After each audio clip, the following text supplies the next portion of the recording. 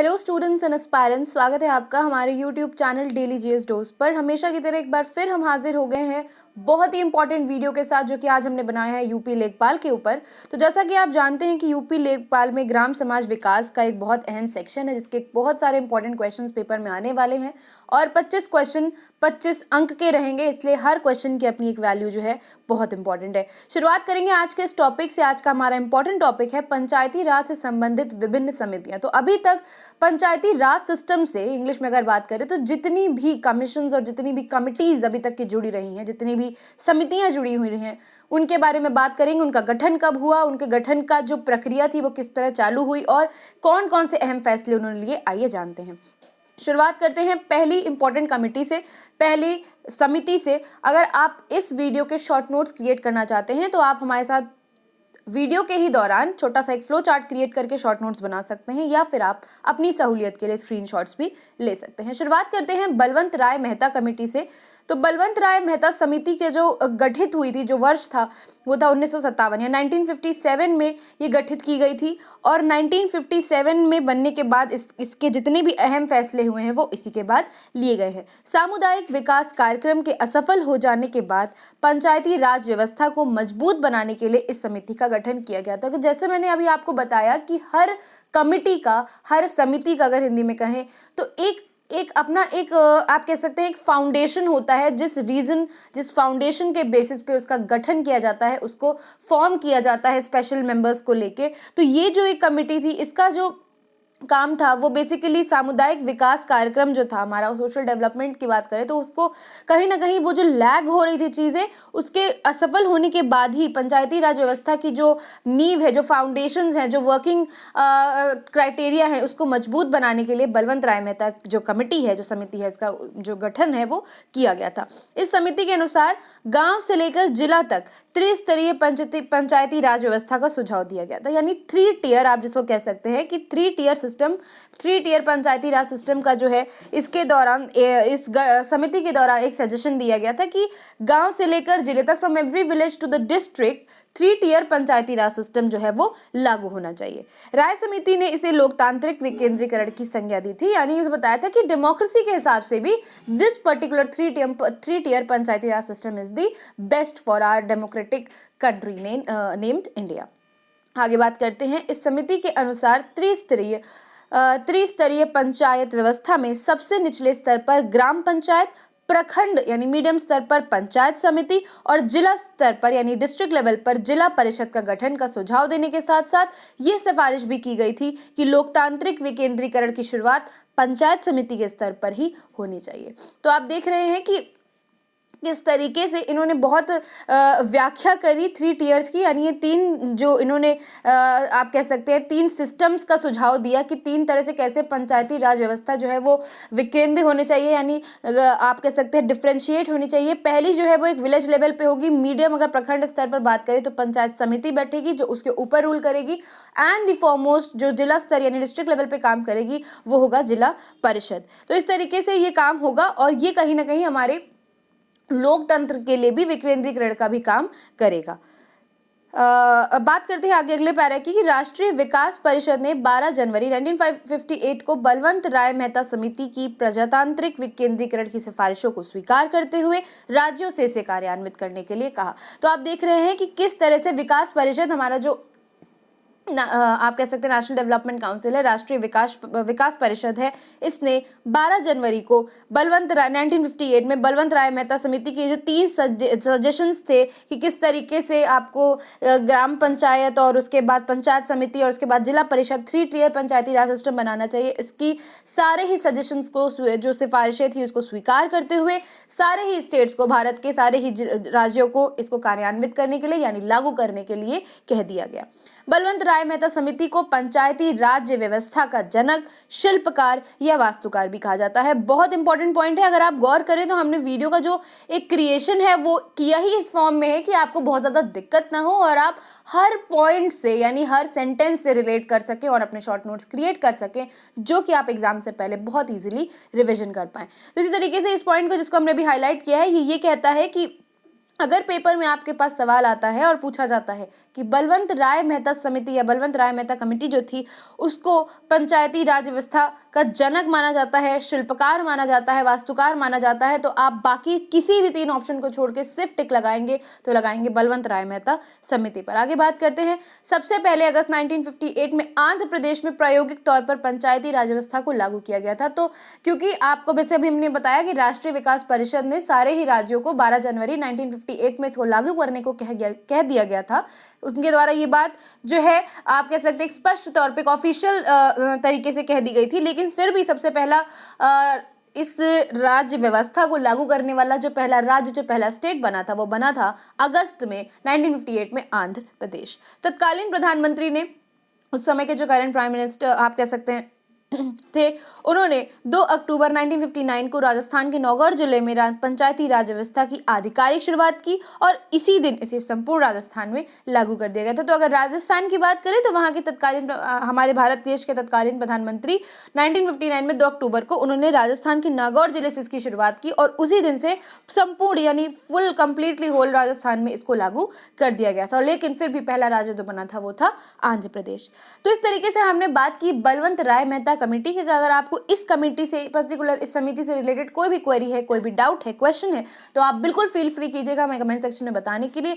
आपके सजेशन और आपके जो फीडबैक्स रहते हैं वो हमारे लिए बहुत इंपॉर्टेंट होते हैं। हम हमेशा कोशिश करते हैं कि आपके क्वेश्चंस के जो आंसर्स हैं वो आपके पास लेकर जरूर आए। इस तरीके से हम चलते हैं अपनी दूसरी इंपॉर्टेंट कमेटी पे जिसका नाम है अशोक मेहता कमेटी। इस समिति का जो गठन है वो हुआ था 1977 यानी 1977 में।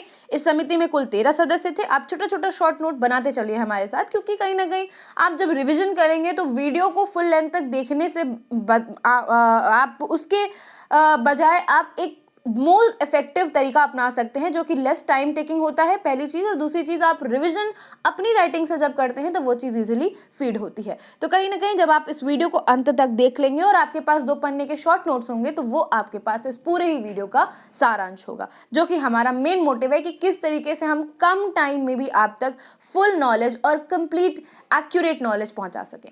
तो बात करते हैं अशोक मेहता कमेटी की। जैसा कि मैंने आपको बताया 1977 में इसका गठन किया गया था। कुल 13 सदस्य थे इसमें उस कमेटी में। अशोक मेहता समिति ने अपने प्रस्तुत रिपोर्ट में 2 स्तरीय पंचायतों के गठन का सुझाव दिया था, यानी कैसे 2 टियर सिस्टम का इन्होंने सजेशन दिया था। ये देखते हैं। इस समिति के अनुसार 2 स्तरीय पंचायत मंडल पंचायत और जिला पंचायत होना चाहिए। तो इन्होंने ये सजेशन दिया था कि only 2 tier Panchayati Raj system होना चाहिए, जिसमें पंचायत मंडल पंचायत हो और एक जिला पंचायत हो।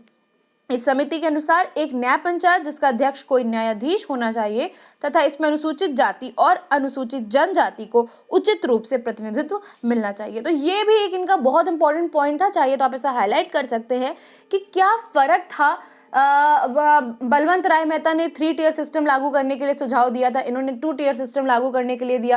फिर भी एक कहते हैं ना कि आप एक हाईलाइटेड एक स्टार पॉइंट होता है, तो वो ये था कि इनका एक मत था, एक सजेशन था कि किस तरीके से एससी कास्ट और एसटी जो हमारा शेड्यूल ट्राइब्स और शेड्यूल कास्ट है उनको भी बहुत अच्छे से एक रिप्रेजेंटेटिव रोल मिलना चाहिए, उनकी भी अपनी एक सीट होनी चाहिए जहां से वो अपना रिप्रेजेंट कर सके अपने पूरे ही समूह का। तो इस तरीके से ये एक इनका हाईलाइट पॉइंट था। इस समिति के अनुसार चुनाव दलगत आधार पर होना चाहिए। तो आप देख रहे हैं कि किस तरीके से कुछ इंपॉर्टेंट पॉइंट्स थे इनके, जो इनके महत्वपूर्ण सजेशंस रहे और जिन्हें बाद में चल के लागू भी किया गया। तो इस तरीके से हमने बात की अगली इंपॉर्टेंट कमेटी की। अब तीसरी इंपॉर्टेंट कमेटी आ गई है GV राव। अब उसके बारे में हम बात करेंगे।